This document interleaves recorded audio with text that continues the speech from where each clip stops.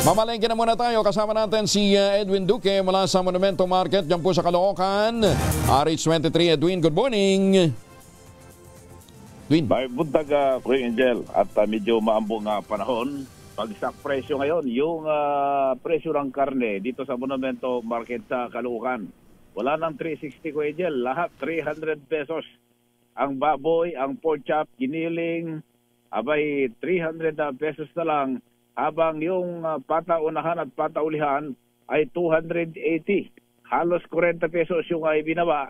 At yung liempo na dati 400, 360 pesos ngayong araw na ito.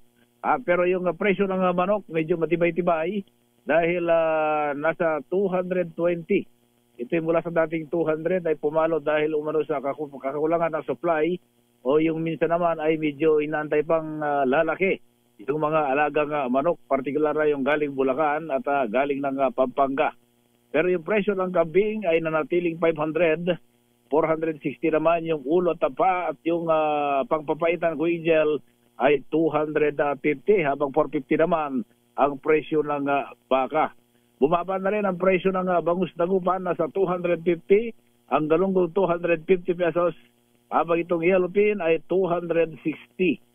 Sa presyo naman ng tilapia, ito yung medyo tumastas ko Angel dahil nasa 140 yung galing ng Bulacan at Pampanga, habang 180 naman ang galing ng Batangas. Yung presyo ng bisugon ay 240 pa rin, lapu-lapu 240, salay-salay 240 pesos.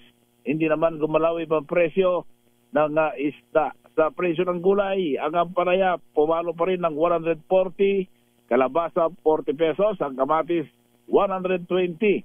May mga nabibili na 60 yung maliliit na klase ng kamatis. Na diling 70 pesos ang labanos, talong 50 hanggang 100 pesos. Ang luya naman ay 150, sibuyas 150, ang bawang 160. Habang itong sayote, muling pumalo ito ngayon ng 80 pesos bawat kilo at 8 pesos pa rin ang presyo ng repolyo. Yung presyo ng bigas ko Angel, ay 40 pesos yung pinakamababa, susunod doon ang 48, 50, yung red rice 60, 68 yung Japan rice, habang ang pinakamahal na presyo ngayon yung dinurado na merong abot ng 70 hanggang 80 pesos at ang malagkit ay 80 hanggang 180 pesos bawat kilo. So yan ating price monitoring report mula rin sa dito sa Monumento Market sa Caloocan. RH23 Edwin Duque nagulat sa DZRH, una sa Pilipinas, una sa Pilipino. Daghang salamat Edwin Duque.